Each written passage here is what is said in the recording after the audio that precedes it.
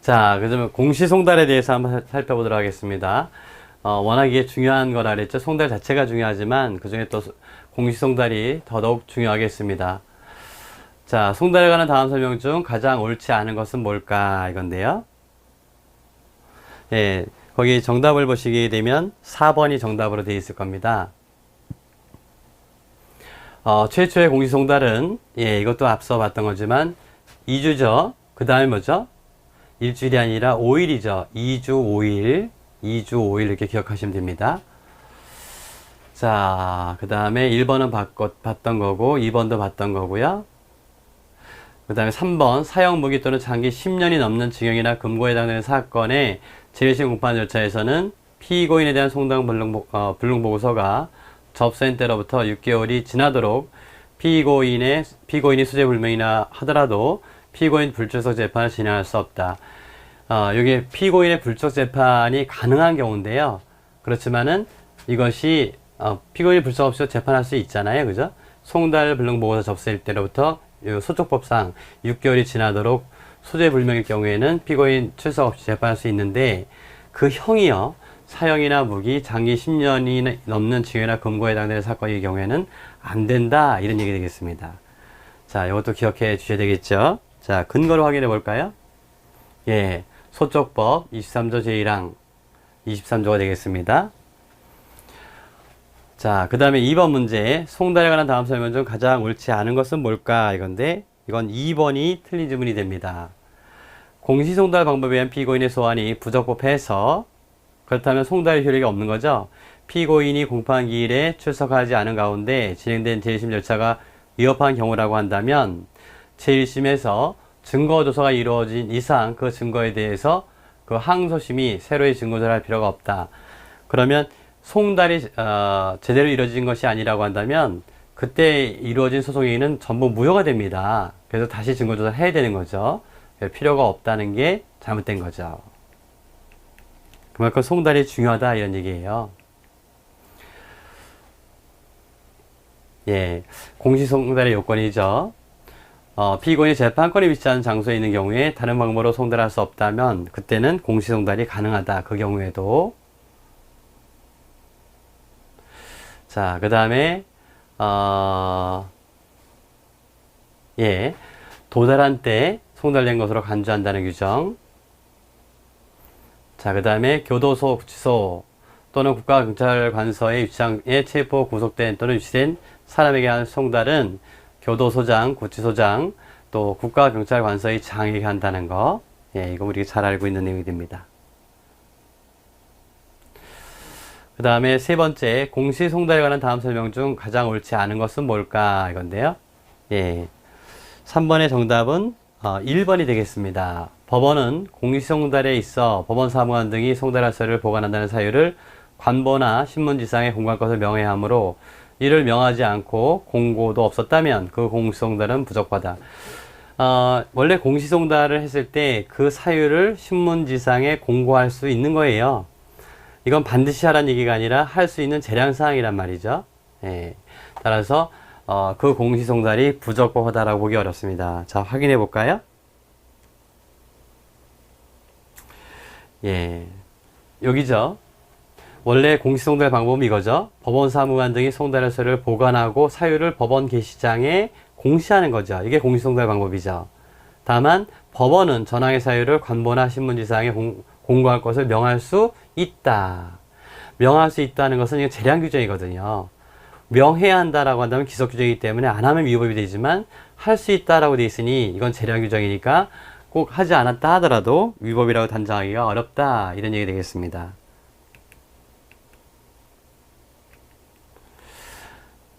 제2회 이후 공시송달로서 공판기일을 통지함에 있어 공판기일이 공시송달 날로부터 5일 이내임이 역사상 명백하다면 원래 5일 제2회의 경우에는 제1회는 2주, 제2회는 5일이었는데요. 근데 그 기간이 5일 이내다 이런 얘기죠. 그럴 때는 그 공판은 피고인에 대한 공판기일 통지가 이루어지지 아니한 가운데 열린 것이 되어 위협하다. 그러니까 5일이라고 하는 이 기간은 준수시켜줘야 된다 이런 얘기가 되겠죠.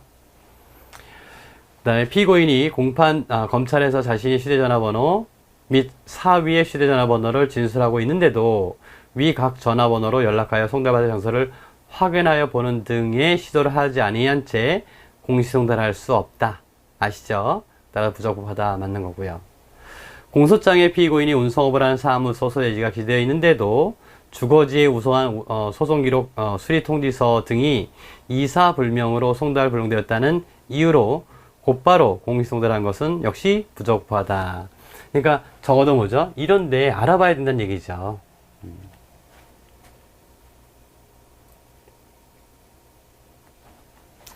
자, 그 다음에 4번 문제 됩니다. 공시송달에 관한 다음 설명 중 가장 옳은 것은 뭘까? 자, 정답은 2번이 정답이 됩니다.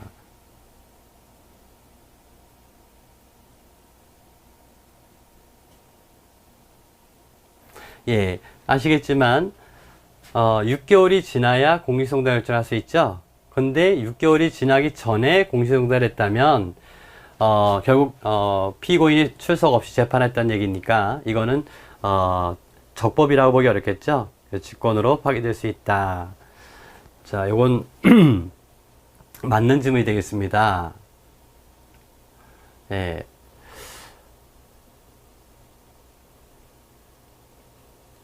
저기 보시게 되면 19조인데요. 피고인에 대한 송달불능 보고서가 접수된 때로부터 6월이 경과하도록 이 사망의 규정에 의한 조치에도 불구하고 피고인의 소재가 확인되지 아니한 때 그 후 피고인에 대한 송달은 공시송달 방법에 의한다. 이건데요.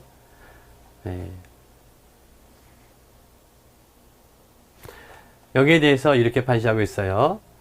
제1심이 위협한 공시송달로 피고인의 출석 없이 재판한 경우 항소심 취할 조치는 뭐냐? 뭐 하라고요? 소송일을 새로이 한 후 위협한 제1심 판결을 파기하라 이거죠. 파기하라. 그리고 원심에서의 진술 및 증거조사 등 심리 결과에 기하여 다시 판결을 해야 할 것이다. 이런 얘기입니다. 그래서 파기한다는 것이 원칙이라는 얘기죠. 자, 그러면 나머지는 틀렸다는 얘기니까 어디가 틀린지 확인해 볼까요?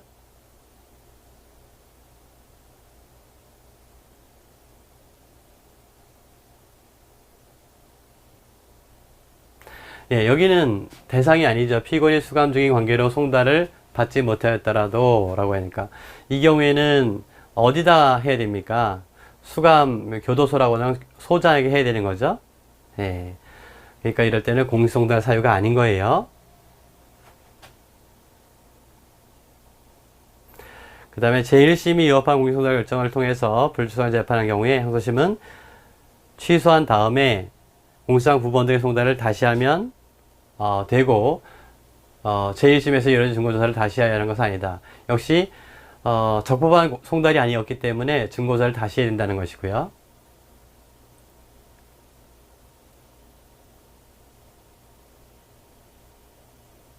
역시 마찬가지로 부모들의 휴대전화번호로 연락해서 피고인의 송달 장소를 확인하는 등의 조치를 취해야 되는 거죠. 이럴 경우에도. 따라서 그렇지 않았다면 그 공시송달은 위법하다라는 얘기입니다.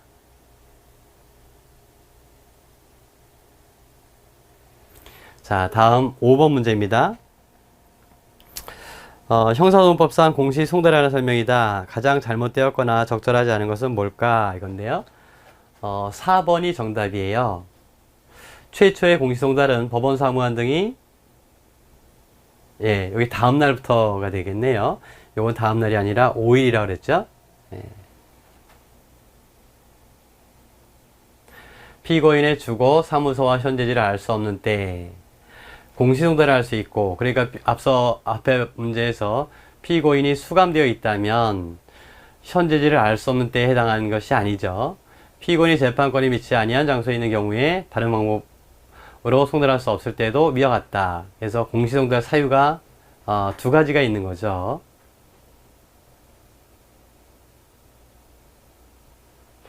마찬가지로 시도를 다 해봐야 된단 말이죠.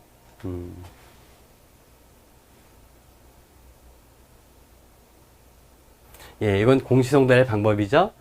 사무관 등이 송달할 서류를 보관하고 그 그 사유를 법원 게시장에 공시하는 거죠.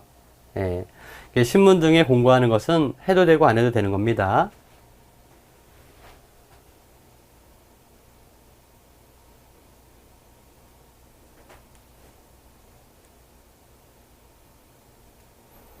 자, 그 다음에 소송행위의 가치 판단.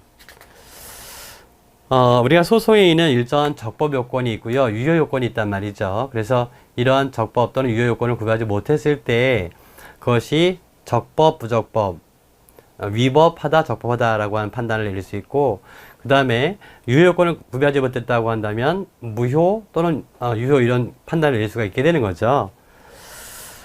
대개 이제 이 부분에서는 소송의 가치 판단에서는 뭐가 문제되는 거냐면 그 무효행위의 치유라고 하는 부분이 논의가 됩니다. 무효행위의 치유. 그래서 그와 관련된 문제가 2015년도 능력시험에 나왔는데요. 자, 한번 볼까요? 소송의 가치 판단에 관한 다음 설명 중 가장 옳지 않은 것은 뭘까? 이건데요. 요거는 여러분이 잘 기억해 주실 필요가 있습니다. 정답은 2번이 되는데요. 변호인 선임계를 제출치 아니한 채 항소이유서만 제출하였더라도 이유서 제출기간 경과 후, 즉 항소이유서 제출기간 경과 후에 선임계를 제출했다면 그럼 이 항소이유서는 변호인이 제출할 수가 있는 건데, 그럼 그 변호인이 되기 위해서는 선임계를 항소이유서 제출기간 내에 제출해야 됩니다. 따라서 항소이유서 제출기한 경과 후에 선임계를 냈다면 이 제출기한 내의 항소이유서는 적법한 항소이유서라 보기가 어려운 거죠. 따라서 적법 유효한 변호인의 항소이유서 볼 수 있다. 이 대목이 틀렸다는 거죠. 자, 그 다음에 1번 공소장 보원 송달의 하자, 공판기일 지정의 하자, 죄령 공판기일 유예기간의 하자, 증인신문 순서의 하자 등은 상대방의 이의가 없이 진행되었다면 책무권의 포기로 보아 치유된다. 이 하자로 인해서 당해 행위를 무효로 볼 수 있겠는데요.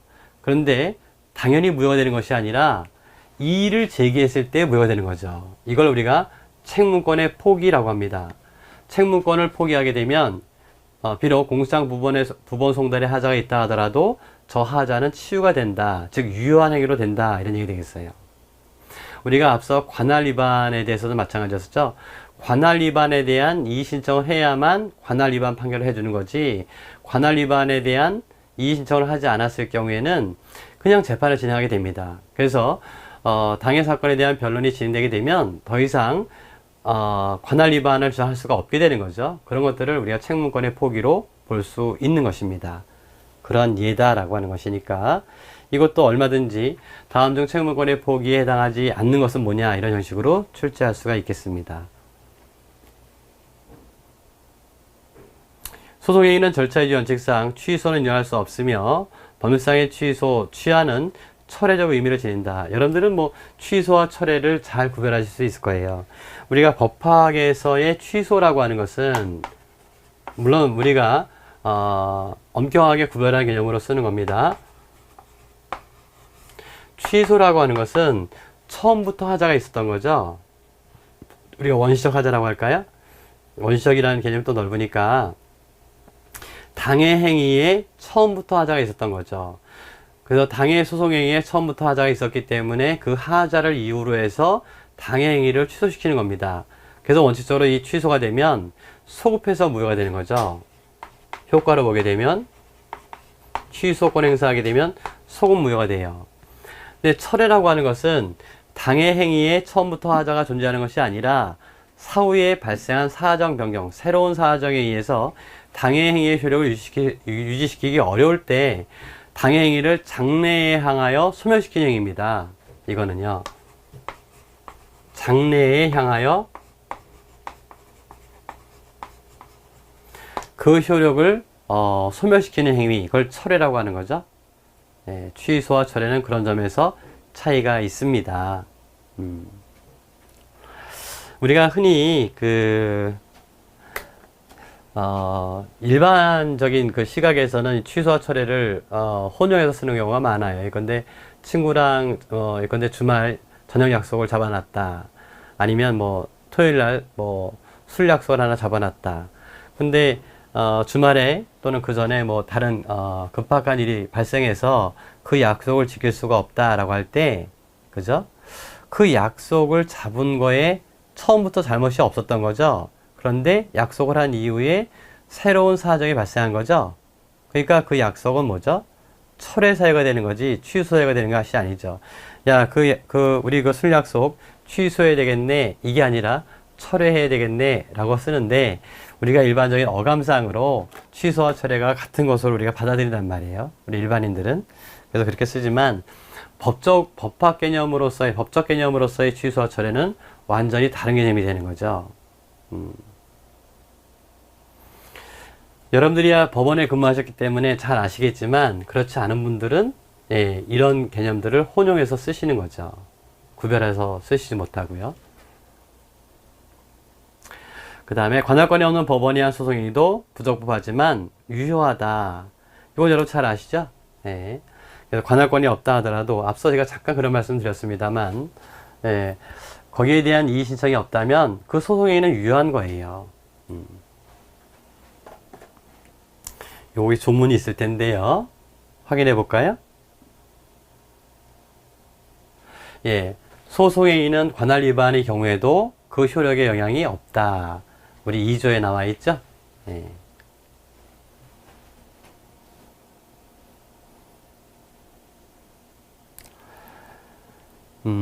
그 2번에 나와 있던 변호인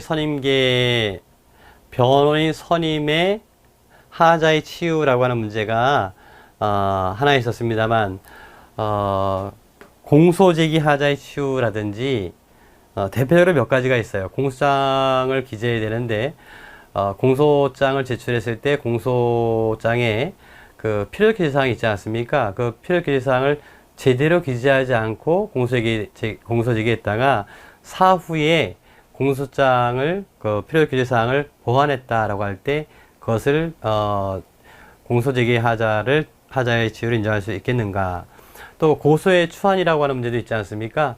그래서 고소 없이 친고죄의 경우에 공소제기했다가 나중에 고소를 받게 되면 고소 없이 한 공소제기가 유효가 되겠는가? 이런 것들이 다 하자의 치유 문제, 즉 고소의 추한 문제로 들어오게 되는 것입니다. 자, 우리 판례는 인정하지 않죠? 그런 것들은. 자, 여기까지가 우리가 소송행위까지 본 거고요. 그 다음에 이제 다음 항목 수사와 공소 요 편으로 넘어가도록 하겠습니다. 여기에 이제 수사가 뭐냐, 수사의 의의가 있고요. 수사의 기관이 나오고 수사의 조건, 수사의 단서, 그죠? 수사 방법론이 나오는 거죠. 그래서 수사 방법론에는 임의수사와 강제수사가 있는데 여기 강제처분 강제수사가 있죠. 그러니까 여기서는 임의수사까지 논의하게 될 것입니다. 임의수사 대표적으로 뭐가 있어요? 피의자 신문과 참고인 조사가 있겠죠. 오히려 수사 단서라고 하는 부분이 이제 많이 논의가 되죠. 그 소위 어디 갔나요? 이 대목에서 수사의 조건으로 보게 되면 여기 관련해서 보게 되면 함정수사라고 하는 문제가 논의가 되지 않습니까? 함정수사. 이건 주관식 문제로 아주 많이 나오는 거죠. 함정수사. 그 다음에 수사의 단서가 되는데요. 이 단서에서는 역시 고소, 이 대목에서는 이제 고소가 아주 중요한 문제가 됩니다. 또 불신검문도 논의가 됩니다만은 역시 고소가 중요한 논점이 되죠.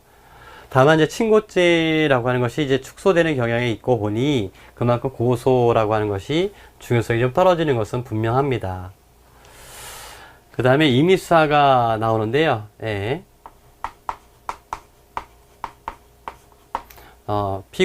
피의자 신문하고 참고인 조사인데요. 이 피의자 신문의 절차라든지 기록이라든지 녹음이라든지 이런 것들이 좀 의미가 있을 것입니다. 사실 그 피의자 신문 같은 경우에는 그 자체로 문제되는 것이 아니라 피의자 신문 조서의 증거 능력과 관련된 거예요. 그래서 312조에 보시게 되면 피의자 신문 조서는 그 312조 1항과 2항과 3항에 검사 학성의 경우에는 1, 2항, 그 다음에 검사 위의 수사기한이라고 한다면 3항에 나와 있지 않습니까? 지난번에도 제가 말씀드렸지만 첫 번째 조건이 뭐예요? 적법한 절차와 방식에 따라서 작성될 것이지 않습니까? 이때 적법한 절차 방식이라고 하는 것이 어디서 논의되는 것이냐면 바로 피의자 신문 절차에서 논의가 되는 것이죠. 그 다음에 강제처분과 강제수사에서는 역시 대인적 강제처분과 대물적 강제처분이 문제되는 것이고요. 이때 대인적 강제처분에서는 체포와 구속, 대물적 강제처분에서는 압수수색 검증, 예. 최근에 많이 그 판례상으로 논의됐던 것이 체내 검사, 체열 문제 있지 않습니까? 그 체열 문제들이 우리 형사소송에서는 중요한 논점으로 우리 대법원 판례가 등장하면서 중요한 논점으로 제기되고 있습니다. 그런 부분들은 이제 얼마든지 시험에 논의가 될 수 있겠죠. 그 다음에 수사의 종결은 두 가지예요. 불기소분을 하거나 아니면 공소제기하거나, 그죠? 예. 다만 이제 수사를 종결했다 하더라도, 그죠? 공소를 제기했다, 수사를 종결했다고 하더라도 공소 제기된 이후에 공소 제기 후 수사라고 하는 문제가 다시 논의가 되죠. 그래서 수사의 종결에서 공소 제기라고 하는 부분이 나오는데 그 이후에 공소 제기 후 수사라고 하는 논점이 또 중요한 논점으로 나옵니다. 이때 뭐 강제 수사와 관련해서 보게 되면 큰 논점이 없는데요. 임의 수사와 관련해서 보게 되면 그럼에도 공소 제기 이후에 피고인 신문이 가능하겠느냐, 또 주관식 문제로 굉장히 중요했던 것이 공판정에서 피고인에게 유리한 정황한 증인을 다시 검사가 참고인 조사할 수 있겠느냐, 즉 진술을 번복할 목적으로 하는 참고인 조사가 허용되겠느냐, 그때 참고인 진술 주소의 증거 능력이 있겠느냐, 이런 문제들이 굉장히 중요한 논점으로 논의가 되는 것입니다.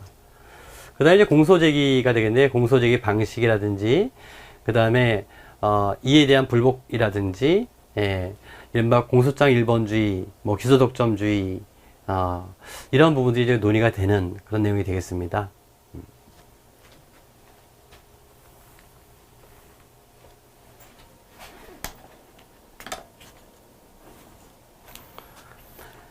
자, 그러면 문제를 보도록 하죠. 먼저 수사의 개시, 이 불신거 업무는 수사의 단서입니다. 수사의 단서. 이른바 거동 불심자를 정지시킨 다음에 일정한 사항을 에 대해서 질문하는 거, 정지 질문으로 구성되어 있는 것이 이 불신검문이 되겠습니다. 그래서 대상자가 누구냐? 거동 불심자다라고 하는 건데요. 그리고 이때 이제 실력 행사가 가능하겠느냐라고 하는 것이 중요한 논점으로 나오는 거죠. 물론 이제 주관식이긴 하겠습니다만, 자, 이 대목부터는 항상 요건, 즉 요건과 절차를 생각하셔야 돼요. 형사소송이라고 하는 것은 절차법이기 때문에 다음 절차를 진행하기 위한 어떠한 특정한 형사소송법상의 행위를 하기 위한 요건과 절차가 무엇인지를 머릿속에 그리시면서 공부하시는 것이 상당히 좋습니다. 자, 그러면 1번 문제, 다음 설명 중 옳은 것은 뭐냐 이건데요. 자, 정답은 3번이 옳다 이거예요. 우편물 통관 검사 절차에서 이루어지는 우편물의 개봉, 시료 채취, 성분 분석 등의 검사가 압수수색 영장 없이 진행되었다 하더라도 특별한 사정이 없는 한 위법이 아니다 이런 얘기죠. 위법이라고 볼 수 없다. 이게 왜 그러냐 하면 이게 우편물 통관 검사 절차에서 이루어지는 이러한 행위가 소위 말해서 압수수색에 해당된다면, 즉 형사소송법상의 강제처분에 해당된다면 영장주의가 적용돼요. 그런데 과연 이것이 영장주의가 적용되는 강제처분으로 볼 수 있겠느냐라고 하는 문제인데, 우리 그 대법원은 이것을 영장주의가 적용되는 형사소송법상의 강제처분을 보지 않는 겁니다. 자, 그 판례를 확인해 볼까요? 이거는 행정조사의 일종으로 이해하는 거예요.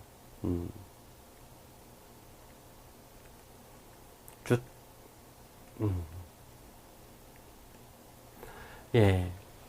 여기 나오죠? 이건 뭐라고 그래요? 수사기관의 강제처분이라고 할 수 없으므로, 그죠? 뭐가 된대요? 행정조사의 성격을 가지는 것으로서. 그래서 이건 단순한 행정조사의 성격을 갖는다. 사실 행정법적으로 다시 넘어가 보게 되면 행정조사에도 우리가 권력을 수단으로 하는 행정조사가 있고 권력을 수단으로 하지 않은 행정조사가 있어요. 그래서 행정법 또 교수님들 중에서는 이 행정조사의 경우에도 영장주의가 적용된다는 그런 견해를 피력하세요. 인권보장 차원에서. 그렇죠. 우리 판례는 이것이 수사기관의 강제처분이 아니라고 본다면 그렇다면 영장주의가 적용이 없겠다 이렇게 보고 있는 것입니다. 자, 기억해 두시고요.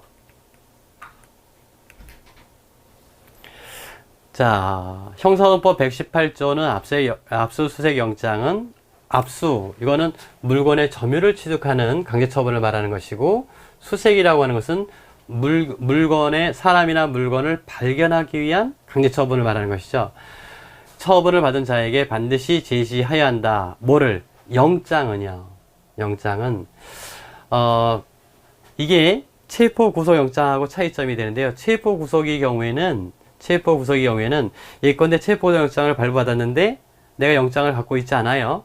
그럴 때는 그 영장이 발부되었음을 고지하고 체포구속할 수 있어요. 그리고 체포구속한 자를 경찰관서에 데리고 와서 즉시 제시해줘야 됩니다. 사후에 보여줘도 된단 말이에요. 그런데 압수수색의 경우에는 반드시 먼저 사전에 제시해줘야 되고, 내가 영장을 발받았는데 영장을 가져오지 못했다. 그러니까 먼저 압수수색하자. 이렇게 안 됩니다. 네, 그게 압수수색과 체포구속의 차이점이에요.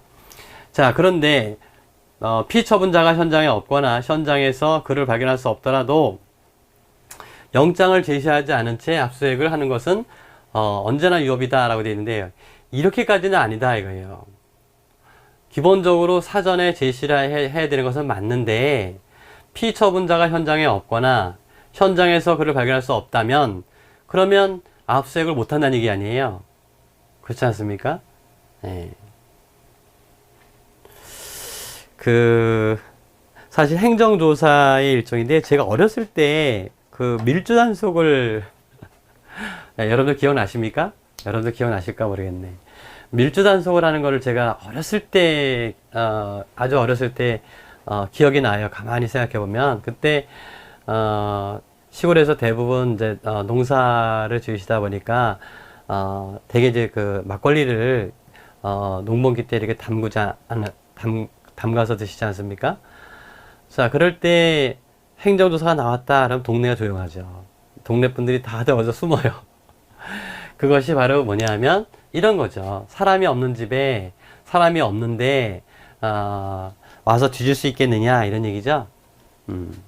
그렇지만은 우리가 강제처분이라고 법원이 허가를 받은 영장이 있고 또 형사법의 정의를 실현하기 위한 절차로 일환으로서의 수사 절차를 이해한다면 이런 경우까지도 압수수색을 못하게 하는 것은 안 되겠죠. 자, 우리 판례를 확인해 볼까요?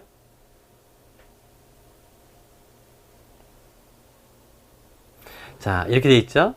이는 영장 제시가 현실적으로 가능한 상황을 전제로 한 규정으로 보아야 하고 피처분자 현장에 없거나 발견할 수 없는 경우 등 영장 제시가 현실적으로 불가능한 경우에는 영장을 제시하지 아니한 채 압수수색을 하더라도 위법이라고 볼 수 없다. 이해하시겠죠? 자, 두 번째, 검문하는 사람이 경찰관이고 검문하는 이유가 범죄 행위에 관한 것임을 피고인이 알고 있었다고 보이는 경우에도 경찰관이 신분증을 제시하지 않고 불신검을 한다면 그건 위법한 공무집행이냐? 이건 아니다라는 거예요. 아니다. 원래는 불신검문을 할 때 거동 불신자에 대해서 그죠? 정지시켜서 그리고 질문하는 건데 정지시켜 질문하는 건데 절차로 보게 되면 이때 질문하기 전에 어떻게 돼요? 정지시켜서 질문할 때 자기가 경찰관임을 증표를 제시해 줘야 돼요. 증표를 제시해야 됩니다. 근데 여기 보게 되면 검문하는 사람이 가늠임을 알고 있었다고 보이는 경우에요. 되게 어떤 경우입니까? 정복을, 경찰관 복장을 하고 있는 거죠. 그런 경우까지도 이 신분증을 제시해야 되느냐 이건데, 우리 판례는 그렇지 않다라고 본 겁니다. 예. 그 경찰관임을 상대방이 알고 있었다면, 그렇다면 신분증을 제시하지 않아도 가능하다. 즉 그 불신 업무는 절차상의 위법이 있다라고 보기 어렵다, 이런 얘기입니다. 자, 그것도 판례에 소개해 놨으니까 한번 보시고요.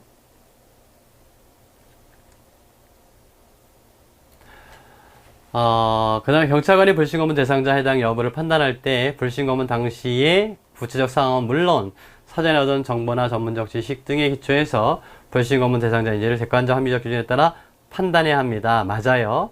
다만 이러한 경우에도 반드시 불신검문 대상자에게 형사소송법상 체포나 구속에 이를 정도의 혐의가 있을 것을 요한다. 우리가 수사의 조건에서, 그죠? 수사의 조건에서 체포나 구속을 할 때 그 범죄 혐의는, 예, 범죄 혐의가 있어야 되는데, 그 혐의는 이른바 무죄청을 깨트릴 정도의 고도의 개연성이 있어야 돼요. 범죄 혐의라고 하는 것이.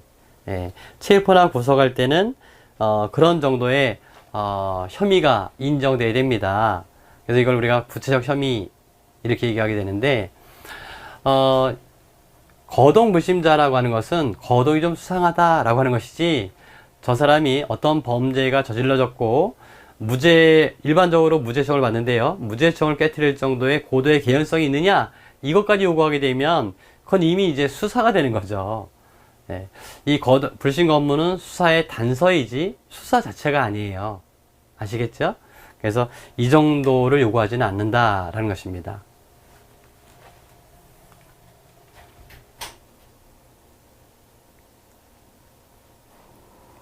자, 두 번째 고소로 넘어가서요. 친고죄와 반의사불벌죄에 관한 다음 설명 중 가장 옳지 않은 것은 뭘까? 여러분, 친고죄는 뭐고 반의사불벌죄는 뭡니까? 친고죄는 말 그대로 고소가 있어야 벌할 수 있는 범죄, 고소가 있어야 비로소 형사 절차, 즉 공소 제기가 가능한 범죄예요. 반면에 반의사불벌죄는 고소 없이도 공소 제기할 수 있습니다. 그런데 처벌을 원하지 않는 의사를 표시하게 되면, 예, 처벌할 수 없는 범죄예요. 그래서 그럴 때는 공소기각 판결로 사건을 종결시켜야 됩니다. 형의재판으로. 예. 그래서 결과적으로 보게 되면은 친고죄에서 고소가 없음에도 불구하고 공소제기됐다면 역시 공소기각 판결합니다. 그래서 둘 다 공소기각 판결한다는 것은 같지만, 근데 친고죄의 경우에는 고소가 있어야, 즉 적정 요건이 되는 것이고, 반면에 반의사불벌죄의 경우에는 처벌 불원의 의사표시가 없어야 처벌할 수 있는 거예요. 그래서 이거 소극적 요건이 되는 것입니다. 그런 점의 차이가 있어요. 이 친고죄와 반의사불벌죄가 특별히 그 구별 실익이 있는 것은 어디에 있느냐면, 이른바 고소 불가분의 원칙에 적용해 있어요.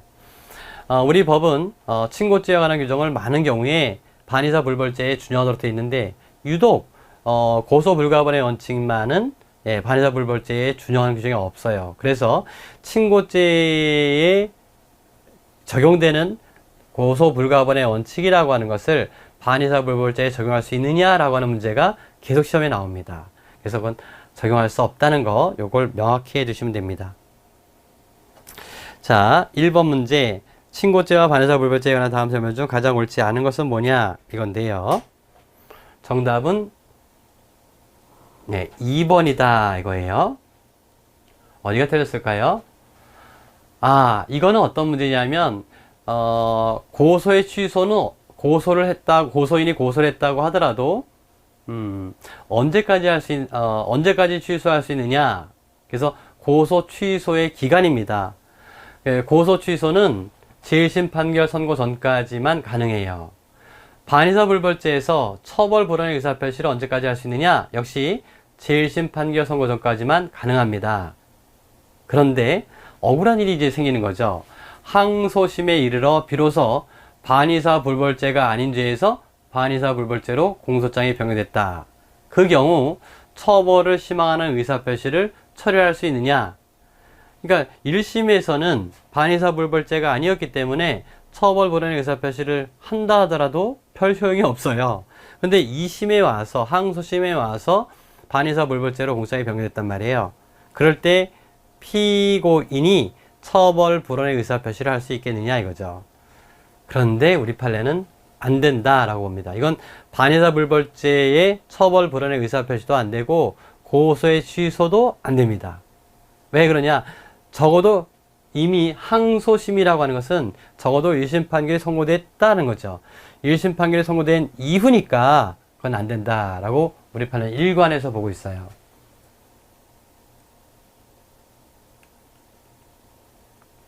반의사 불벌죄에 있어서 처벌 불허의 의사표시의 부존재는 법원이 직권으로 조사 판단해야 된다.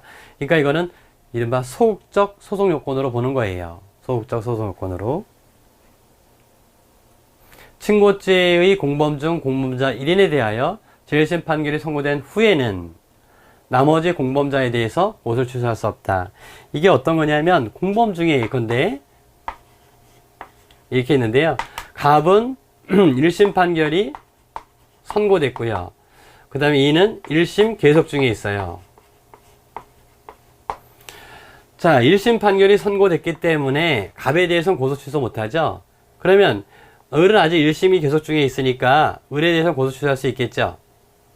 그런데 이게 둘 다 친고죄라고 한다면, 친고죄의 공범이라고 한다면, 그러면 고소 불가분이라고 하는 것은 바로 뭐냐면, 이건 주관적 불가분이라고 하는데, 공범 중 1인에 대한 고소나 공범 중 1인에 대한 고소 취소는 다른 공범자에게 미친다는 거예요. 자, 그런데 을에 대한 고소의 취소는 갑에게는 미칠 수가 없잖아요. 왜냐하면 1심 판결이 선고됐기 때문에. 그렇다면 을에게도 할 수 없다는 거예요. 예. 그래서 공범, 친고죄에서 공범 중 공범자 1인에 대해서 이미 1심 판결이 선고됐다면 나머지 공범자에 대해서는 고소 취소할 수 없다. 고소인이 민형사상 아무런 이의를 제기하지 않는 합의서를 피고인에게 작성해 준 것만으로는 고소가 적법하게 취소된 것을 볼 수 없다. 여러분들 고소라고 하는 것은 뭘까요? 고소는 고소권자가, 개념적 요소가 그거예요. 고소권자가 수사기관에게 범죄 사실을 알려서 처벌을 구하는 의사표시라 해야 돼요. 처벌을 구하는 의사표시. 이게 고소의 개념 요소예요. 그럼 고소의 취소는 뭐냐? 역시 고소권자가 이때는 그 공소 제기된 이유가 있을 수 있으니까, 예, 이때는 수사기관뿐만 아니라 법원에게 처벌을 원하지 않는 의사표시를 해야 돼요. 자, 그러니까 단지 합의서를 작성해 준 거예요. 합의서.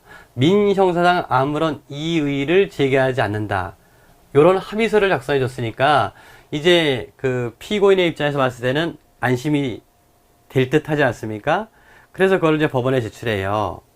근데 문제는 이 합의서 작성해 준 그 피해자가 법정에 나와서 고소 취소에 의사가 없다. 이런 진술을 하게 됩니다. 그럴 때 합의서를 작성해 준 것만 가지고는, 그러니까 뭐냐면 합의서를 제출한 것만 가지고는 고소 취소 효력이 없는 거예요. 그래서 원칙적으로는 어떻게 해야 되느냐? 언제 안심할 수 있는 거예요? 고소를 취소한다는 의사를 법원에서 해줘야 된다, 이런 얘기예요. 아시겠죠?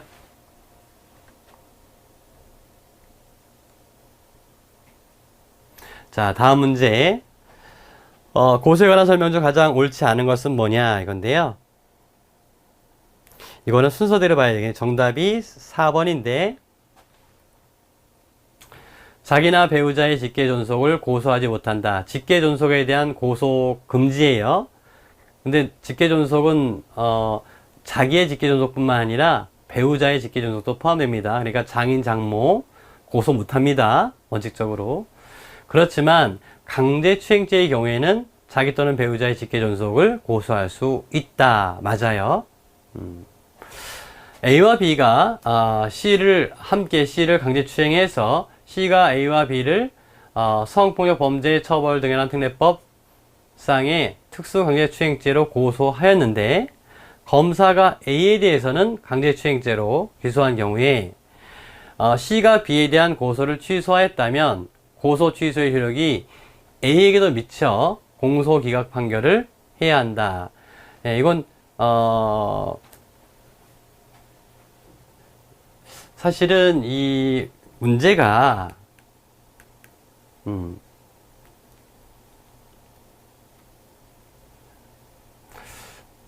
해설을 먼저 볼까요?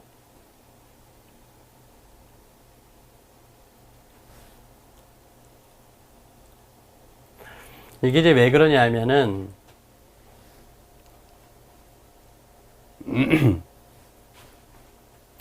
이게 이제 친고죄라 해야 되는 거잖아요. 친고죄. 근데 과거 같은 경우에는 성범죄가 대부분 친고죄였었어요. 근데 성범죄에 대해서는 친고죄 조항을 삭제하지 않았습니까? 예. 그래서 제가 이제 드리는 말씀이었는데 이제 그렇게 여러분들이 이해하신다면은 제가 설명하기가 좀 편하겠어요. 그래서 얘가 특수강제추행죄가 아니라 강제추행죄라고 한다면은 이게 친고죄라고 한다면 그러면 이때 친고죄의 경우에는 고소 취소의 효력은 어디까지 미치는 거죠? 공범자에까지 미치는 거죠. 그래서 그런 의미. 그러니까 그렇게 본다면은 어떻게 된다는 얘기입니까? 네, 그럴 때는 공소기각의 판결을 하는 거죠. 공소기각의 판결한다.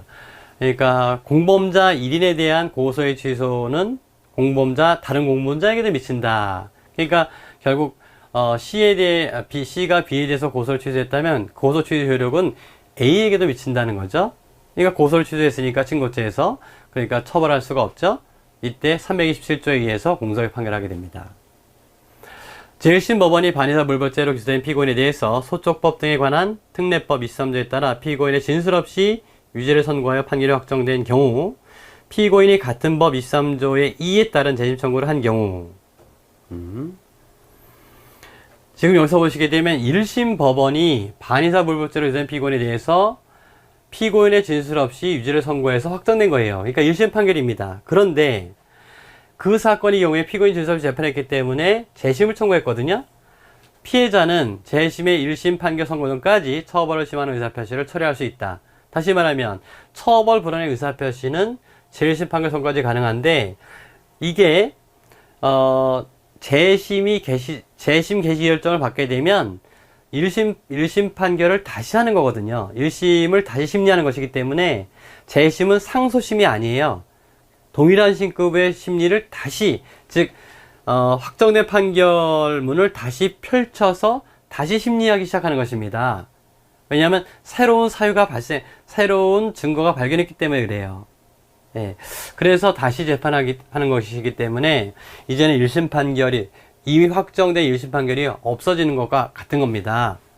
물론 이제 그 판결이 확정되어야만 파기해야만 되겠습니다만 일단 재심 개시 결정이 나서 재심의 심리가 진행되게 되면 1심 판결은 없는 것과 같아진다.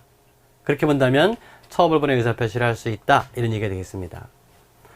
자, 틀린 것은 4번인데요. 위 사망의 경우에 피고인이 소촉법 23조에 따른 재심 청구가 아니라 항소권 회복 청구로 하여 345조에 의한 항소권 회복.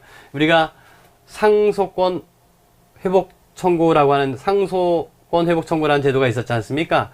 그때 이게 이제 상소 중에서 항소니까 항소권 회복 청구를 했다. 어느 때요? 상소 기간이라는 게 있죠. 항소 기간이 있는데 그 항소 기간 도가에 자기가 책임질 수 없는 사유로 항소 기간이 도가됐다. 이럴 경우 항소장을 제출하면서 책임질 수 없는 사유로 항소 기간이 도가됐다는 점을 상소권 회복 청구 사유를 제출하는 거예요. 같이. 그럴 때 이제 이른바 항소권 회복 절차라고 하는데 그럼 이건 뭐냐면 1심 판결이 선고된 것을 건드리는 게 아니에요. 1심 판결은 1심 판결대로 놔두고 항소, 즉 통상의 불복 절차로 넘어가게 되는 것이죠. 그러니까 이미 1심 판결이 선고된 거니까 그러면 반의사 불벌죄에서 처벌본의 의사표시를 한다거나 아니면 친고죄에서 고소를 취소할 수는 없게 되는 거죠. 그래서 여기 처벌을 심하는 의사표시를 철회할 수 있다라고 되어 있는데 그거는 불가하다라는 거예요. 그러니까 당연히 이럴 경우에는 재심 개시 결정을 재심을 신청하는 것이 더 나은 거죠. 어떻게 보게 되면 물론 이제 이와 관해서만 말씀드리는 겁니다.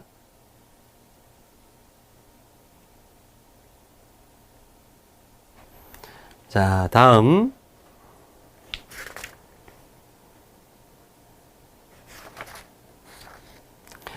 수사에 관한 설명 중 가장 옳지 않은 것은 뭘까 이건데요. 1번이 틀린 거죠. 친고죄나 세무공무원 등이 고발에 있어야 할 요 친고죄하고요. 요건 좀 달라요. 요거가 즉시고발 사건이라고 하는 겁니다. 친고죄나 세무공무원 등이 고발이 있어야 논할 수 있는 죄에 있어서 고소나 고발이 있기 전에 수사를 하는 것은 위법이다. 어찌 보게 되면 친고죄나 그 다음에 즉시고발 사건의 경우에 고발이 없다면 처벌할 수가 없잖아요. 그러니까 이거는 수사의 필요성이 없는 거 아니냐 이런 건데 우리 판례는 어떻게 보고 있냐면 친고죄의 경우에는 이른바 고소기간이라는 게 있거든요. 원칙적으로 6개월인데 그러면 그 6개월이라는 고소기간이 남아있다면 피해자가 6개월이 다 돼서 고소할 수 있는 거 아니에요? 6개월이 경과하기 전에 어떤 경우는 1년이니까 1년이 경과하기 전 성범죄 같은 경우 1년 아닙니까? 그럴 경우에는 1년 범죄가 발생한 때로부터 1년이 다 돼서 수사가 개시된다는 거니까요. 그때 그만큼 수사가 어려운 거죠. 그러니까 우리 판례는 어떻게 보느냐? 고소의 가능성이 남아있다면 수사할 수 있다 이거예요. 제한적 허용설이라고도 하고 이름 붙이기 나름이긴 합니다만은 그래서 그때 고소나 고발이 있기 전에 수사를 했다고 해서 그 수사가 위법인 것은 아니다라는 것입니다. 자, 그 다음에 2번 수사기관이 이미 범행을 저지른 범인을 검거하기 위해 정보원을 이용하여 왜 안 넘어갑니까? 아이고.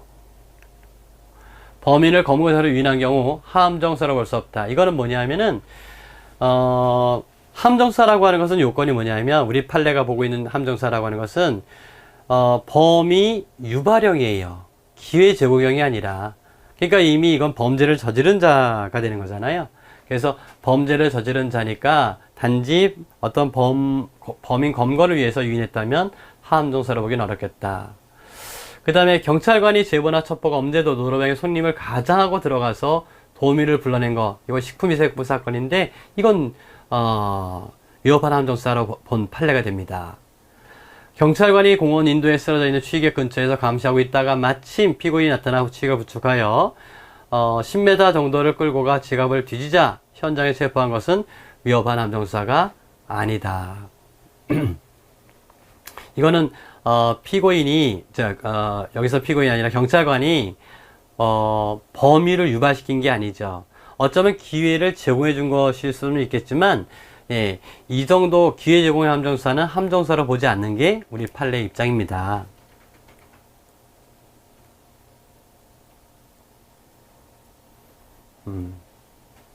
자, 나머지는 여러분들이 확인해 보시면 되겠고요. 자, 그러면 잠깐 쉬셨다가 4번 문제 고소에 관한 다음 설명 중 가장 옳지 않은 것은 뭐냐 여기서부터 한번 살펴보도록 하겠습니다.